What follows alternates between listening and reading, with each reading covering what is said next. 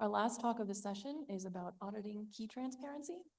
The talk will be given by Mari Galicer, Thibault Meunier, and Kevin Lewi. Let's welcome them.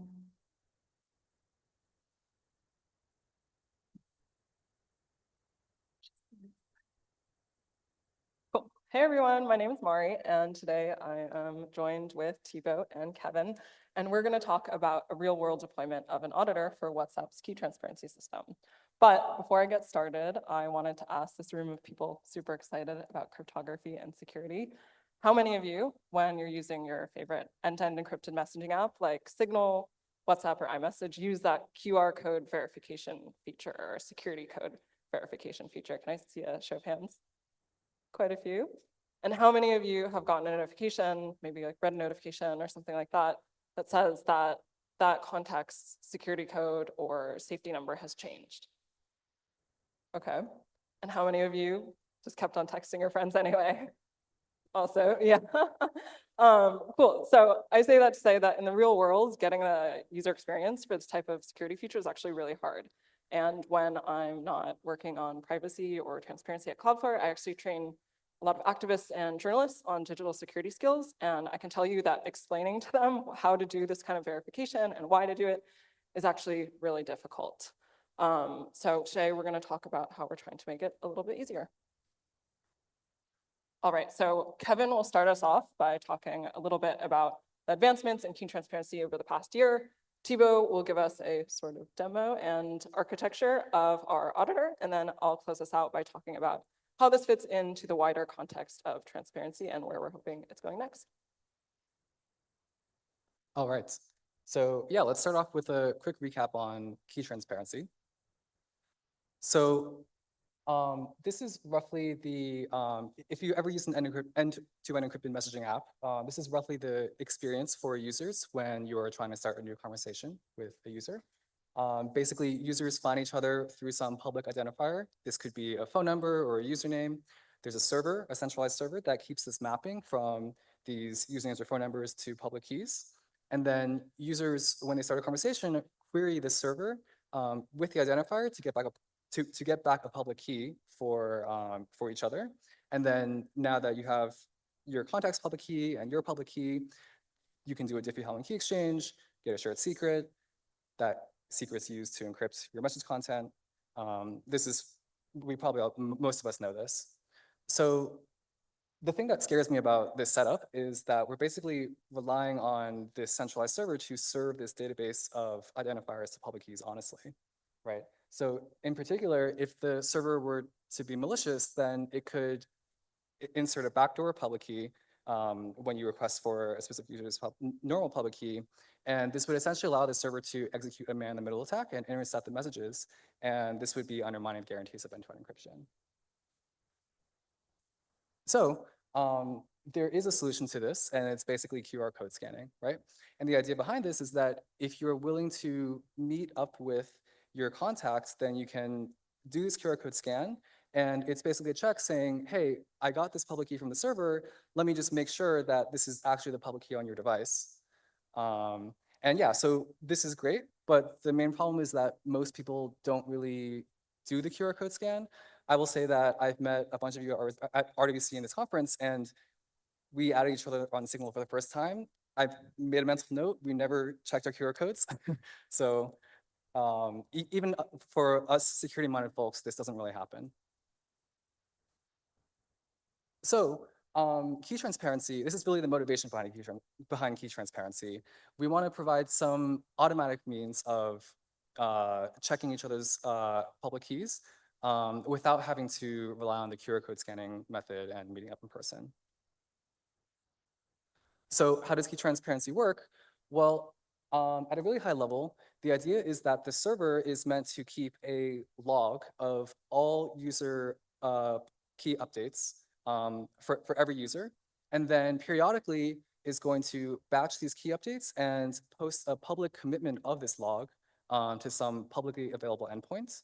And then now, whenever clients get a public key from the server, they can also ask for an inclusion proof to make sure that the key that they just got from the server is also included in this log. And the idea is that this will now make it much more difficult for a server to just like make up a key or add a backdoor key at that time. Now, in a full key transparency solution, it's a little more complicated than this because not only would you ask for the key for your contact, but you would also want to like monitor for updates to your own key. But for the simplicity of this presentation, we're just going to assume that there's a single query made for the client asking for a single inclusion proof for one key. So in WhatsApp, we use a Merkle tree construction called AKD for this log. And the way it works is basically there are a bunch of updates that we batch in every epoch. And each epoch we publish roughly once a minute. And yeah, so we basically add these entries to the Merkle tree, and then this produces a new Merkle root. And the root of this Merkle tree is what we end up posting to an AWS S3 bucket. And this happens every minute. In addition, we also publish something called an append-only proof, which is basically a proof that this log is being maintained in a consistent manner without deleting history. So it basically says that the current iteration of the log is produced by taking the previous iteration and only appending new entries to it, and in particular, not deleting any old entries or modifying history. Cool. And I guess just for high-level numbers, I mentioned that we publish 1 epoch per minute. We've been running this for about almost 2 years.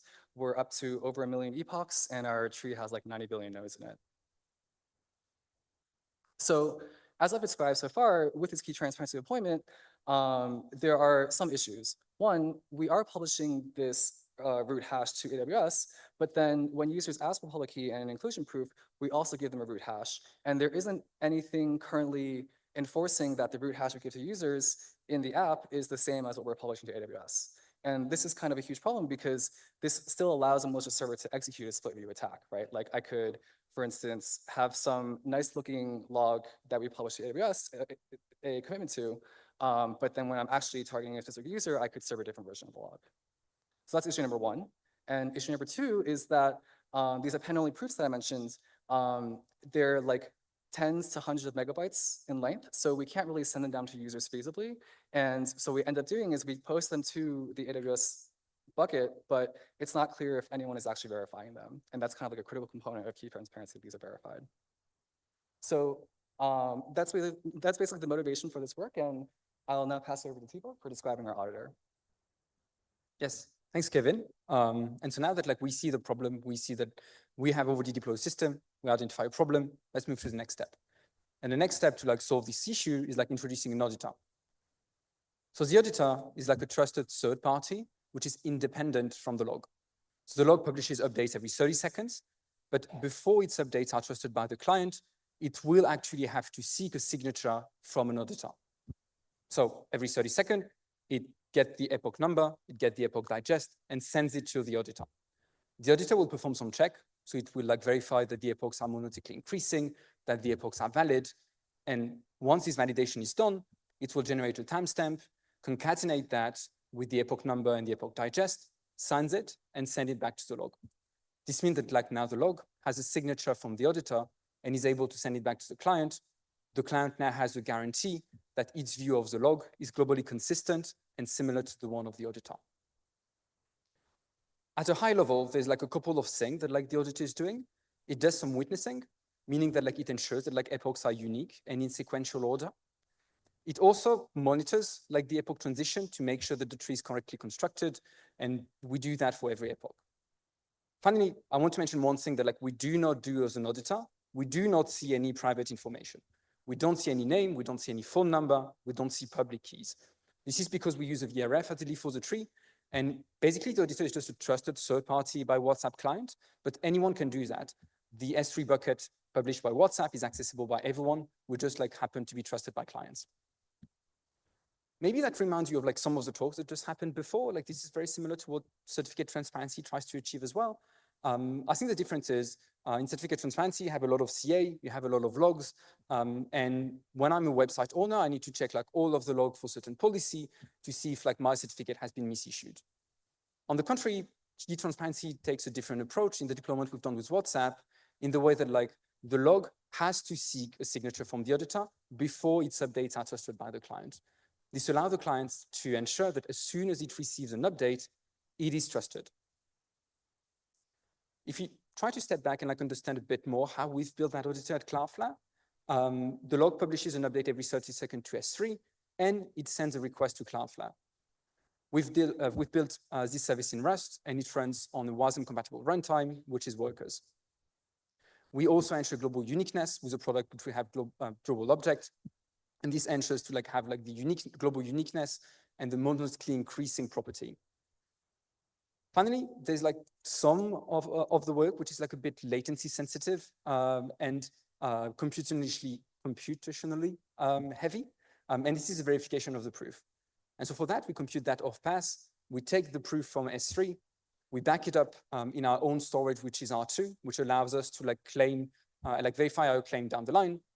We verify it, and we provide a new signature. So we have 2 signatures in this system. Great, but we're at real world crypto, so probably you want to see something. And so our auditor, we've built an API, but because you don't want to see any JSON blob on slide, I think it's not readable. Let's just go and have a demo. I cannot have a GIF, so it's just slides. First of all, we install our client, which makes the API just more pleasant to read. This is Plexi, and we install it. Then we list all the logs that our auditor is editing. The one we're interested in is the last one, which is WhatsApp. And now that we know the log that we want to audit, locally, we can request the signature, the proof. It takes a bit of time, but after some time, we have all the information like Kevin was mentioning, which is the epoch digest, the epoch heist, the signature, and it has been validated locally. Okay, so this is somehow real world, but real world is that. Basically, sometimes, and this was 2 Fridays ago, our engineers just receive a message because our auditor stops working. And this is not really something which is fun. What happened in this case? So basically, we have a metric that's plotted here, which trace the epoch heist as seen by the auditor. And you can see there's a big plateau starting 10:30 to midnight. And this is when our backend for storage stopped responding. What's interesting is we have another metric in which we can see that and reflect a bit how the auditor is working internally. You see in the middle during the incident, we don't verify anything. So the latency for the verification is just 0.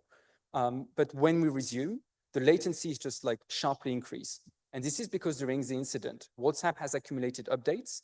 And these updates means that the epochs that we have to validate are just bigger, meaning that our latency has increased. We have a couple of other consideration and incident that we faced.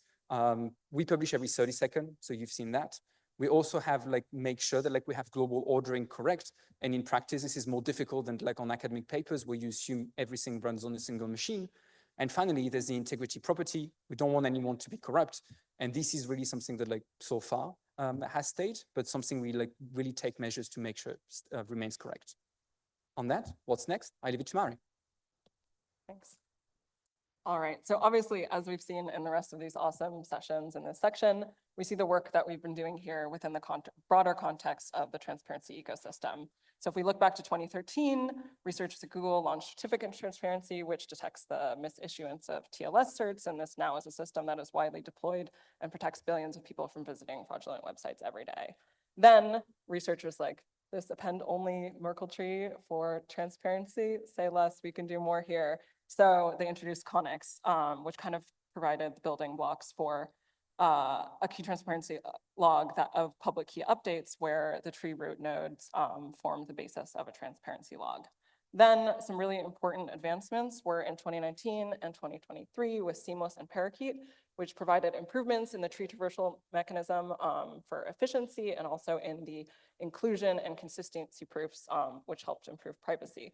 Both of these parts of progress allowed WhatsApp to deploy a key transparency system for a scale of billions of users and millions of key updates every day. So as we've obviously talked about, that led us to, at the end of last year, in partnership with WhatsApp, launch Plexi, which is our open source auditor for key transparency. This does on-path synchronous proof validation for WhatsApp's log. So what's coming next? Well, before we get into that, we actually think that there are 3 important reasons why there aren't more auditors and also reasons where you could potentially get involved and help us out with this. The first is that key transparency is relatively new. It obviously involves coordination between two different parties, and sometimes that's very difficult in production. The second is that there are a lot of different KT implementations or even transparency implementations out there, whether they're CONIX, CT-based, AKD-based. And while we would like to audit all of them, obviously, in practice, it's actually really infeasible for us to build something bespoke every time. That's why we're really excited about the work going on at the IATF Key Transparency Group, and we would love to see more energy and participation there. And then lastly, in the real world, compute and latency is actually hard to get right. So even with the efficiency improvements that the WhatsApp team has made over their tree traversal algorithms, what we've seen is that for synchronous on-path proof verification, we actually exceeded our edge worker CPU limitations really fast, had to move to a different architecture. We're still very much improving that architecture as we speak. So you're probably wondering, well, how can we see if proof validation, if these audits are actually working, and what to do when they fail? And the kind of first way to see that is we think that should be built into the messaging apps themselves, as Kevin talked about. The second is that you can actually go to dash.keytransparency.cloudflare.com and check the results with your very own eyes. You can also check our work and actually run Plexi yourself by going to GitHub and downloading our open source CLI. And at the end of the day, what I'd like to close out with is saying that we would love for this to be less of a partnership just between WhatsApp and Cloudflare and more of an ecosystem where there are many transparency logs and many auditors auditing those different transparency logs. So if you are a end-to-end encrypted messaging app or any sort of end-to-end encrypted app that wants to work with us or even extend Plexi for your own auditing purposes, please come talk to us. We think that, at the end of the day, end-to-end encryption is, I think, in Europe and really all around the world under more threat than ever, and that progress towards transparency and auditability is really important for improving the trust, integrity, and security of end-to-end encryption. So thanks for listening.